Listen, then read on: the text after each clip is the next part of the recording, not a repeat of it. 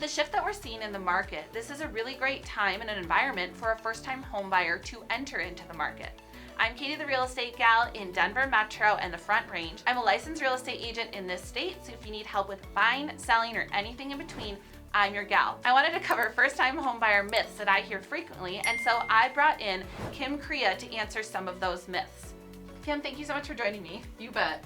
Hi, Kim Crea, Draper and Kramer Mortgage. Been in the business for almost 20 years, so definitely worked with a lot of first-time homebuyers and, heard a lot of these myths and have, I work through them every day with new buyers. The first myth is that the definition of a first-time homebuyer is you've never owned a home before.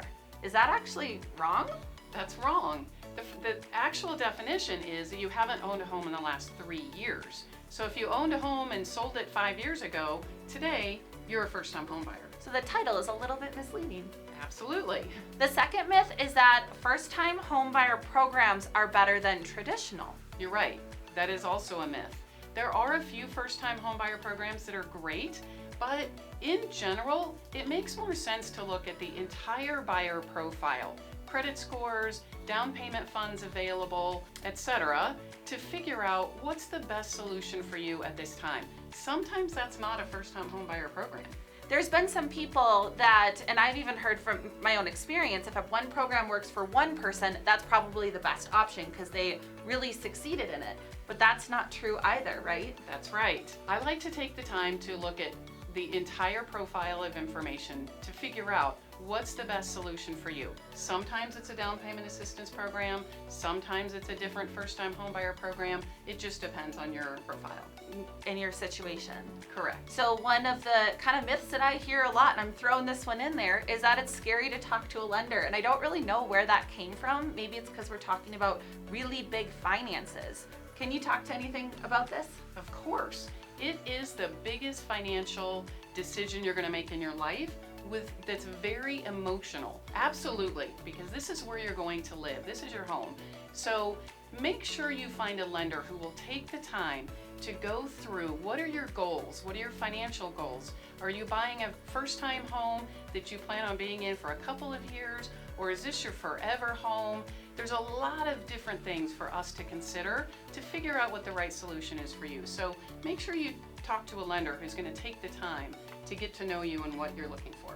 And that's actually one of the reasons that I wanted to do this video with Kim, is because she was actually my lender when I purchased my home for the first time. But you don't know what you don't know. Because chatting with a lender isn't just about rate. You actually want to find somebody that has your best interest in heart and that will advocate for you.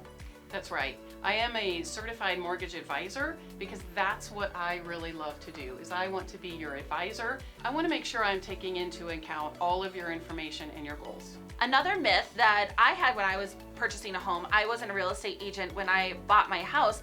I thought that there was a cap on gift funds. I thought my parents could only give me $10,000 and then that was it. That's not true though. So you're right, that's not true. Immediate family members can gift you as much as they want to help you with your home purchase. The factor to consider is that for 2022, the maximum gift amount is $16,000 before it becomes a taxable event for the donor. Otherwise, in the lending world, there's no cap. So since we're on that topic, let's say you're under contract and all of a sudden $15,000 shows up in your bank account. You have to document that, right? That's correct. According to the anti-money laundering laws that we have to follow, any large deposit must be documented.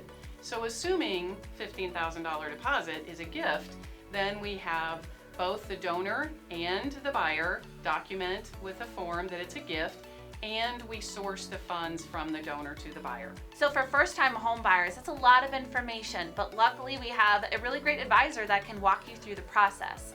I'm Katie, the real estate gal in Denver Metro and the Front Range. I help with buying, selling, and everything in between, and this is Kim Crea. We are here to help you and we want to be a resource for you. So if you have any questions, please feel free to reach out to either one of us. Our contact information is below. And if you found this video helpful, please hit the like button or subscribe because I do release videos every single week. Thank you so much for watching, and we'll see you next week.